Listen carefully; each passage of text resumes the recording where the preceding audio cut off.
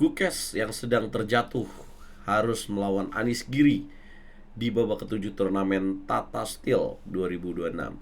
Gukes baru aja melakukan blunder fatal melawan Nodirbek Abdusattorov. Kalian bisa nonton videonya sebelum ini. Dan lawannya adalah Anies Giri di babak ketujuh. Anies Giri mengalami kekalahan di episode tahun lalu. Jadi ini kesempatan Anies Giri untuk membalas kekalahan di performa Gukes yang sedang menurun. Mampukah dia? Jangan lupa di like dulu, di share, dan di subscribe. Langsung kita bahas gamenya. Gukes dengan buah putih memulai dengan pembukaan Inggris C4. Dijawab oleh Anies Giri dengan E5, putih kuda C3, hitam kuda ke petak F6, putih kuda ke petak F3, hitam kuda ke petak C6. English opening, variasi 4 kuda atau King English variation. Putih G3, kemudian hitam D5. Putih makan, dimakan lagi, dan kemudian putih bishop G2. Ya, skema dari pembukaan Inggris. Biasanya putih akan melakukan skema serangan dengan menggunakan kekuatan gajah fianchetto dan akan menyerang lewat sayap menteri. Biasanya seperti ini. Hitam mainkan langkah bishop ke petak C5, putih mainkan langkah D3, hitam melanjutkan dengan mengamankan raja, putih mainkan queen ke petak B3. Anies Giri menarik kuda ke petak E7. Kemudian putih lanjutkan dengan rokade, hitam H6 mencegah langkah propilaksis ya. Gajah ke petak G5 mencegah ide putih. Kemudian putih A3, Anies Giri mulai menyerang dengan kuda ke petak D4. Pertukaran terjadi, dimakan balik oleh pion. Supaya apa makan pakai pion? Membuka jalur E dan biasanya melemahkan pion E2. Putih kuda ke petak M4, bishop mundur ke petak B6 dilakukan oleh hitam. Putih queen C2, yes, mengambil jalur yang terbuka. Kemudian hitam A5 mencegah B4. Putih bishop ke petak D2, hitam A4. Putih bishop ke petak B4, hitam benteng E8. Putih lakukan serangan seperti yang saya mention di awal tadi lewat sayap menteri dengan kuda C5 mengincar pion di petak B7. Hitam melakukan pertukaran langsung. Gajah makan gajah kemudian dilakukan oleh putih.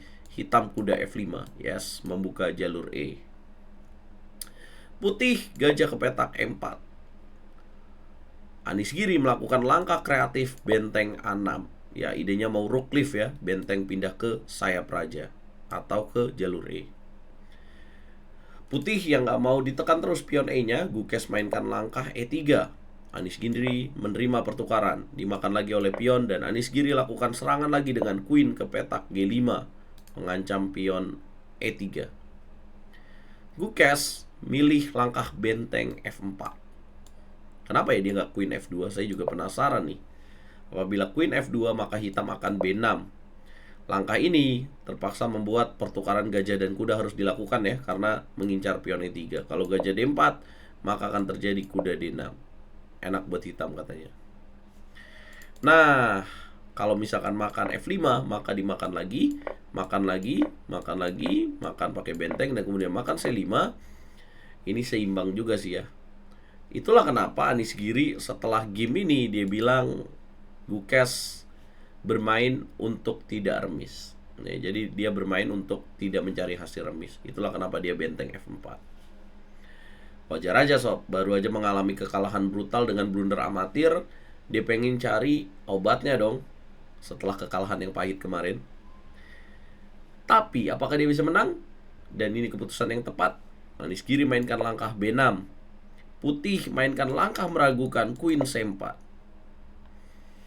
Tujuannya apa ya? Tujuannya mau makan kuda karena gajah yang menjaga benteng akan lepas dari penjagaan. Jadi kalau makan, maka gajah F5, ya nih, nggak bisa dimakan lagi karena benteng akan jatuh. Taktik. Tapi menteri C4 ada jawaban, benteng mundur saja ke petak A7. Ya, kemudian makan dong. Kemudian dimakan lagi oleh hitam, ini membuat posisi hitam unggul, teman-teman. Kemudian putih,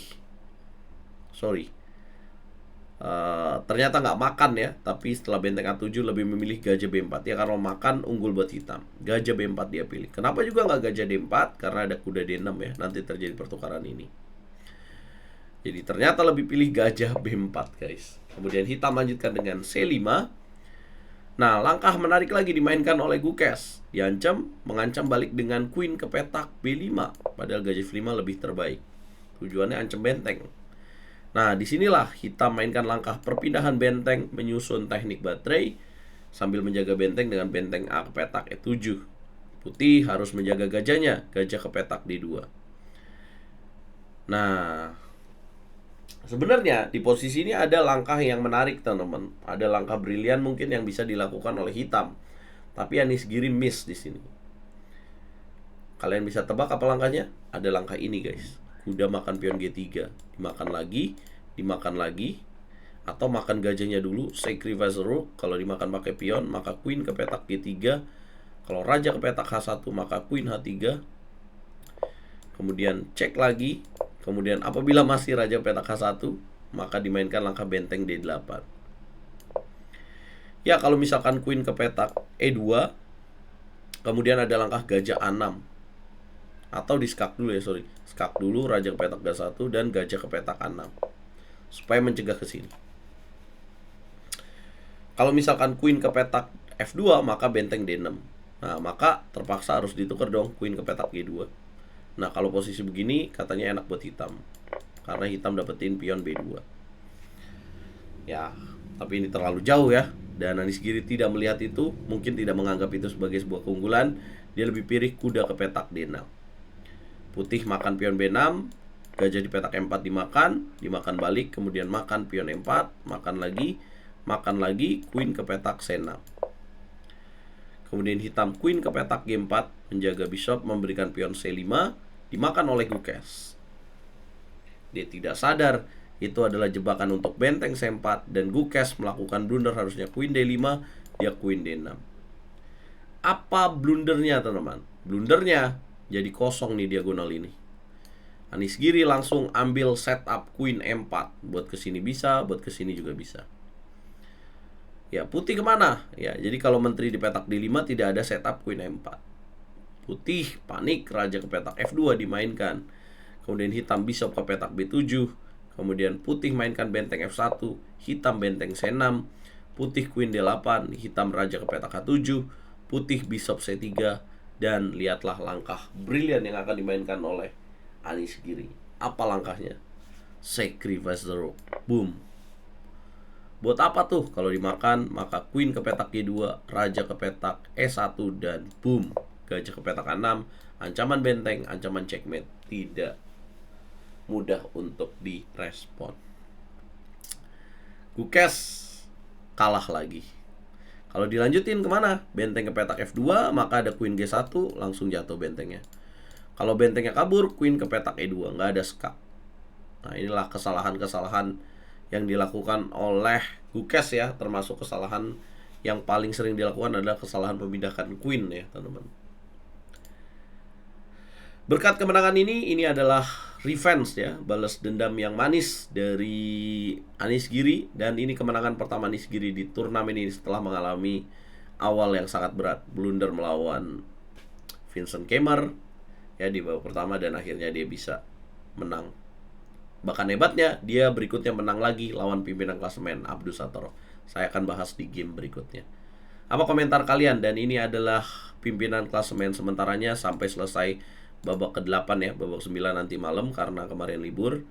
Pimpinannya masih Abdus Sattorov 5,5, Sindarov 5 poin, Hans Niemann 4,5 bersama dengan Van Foreest dan Yagis Khan.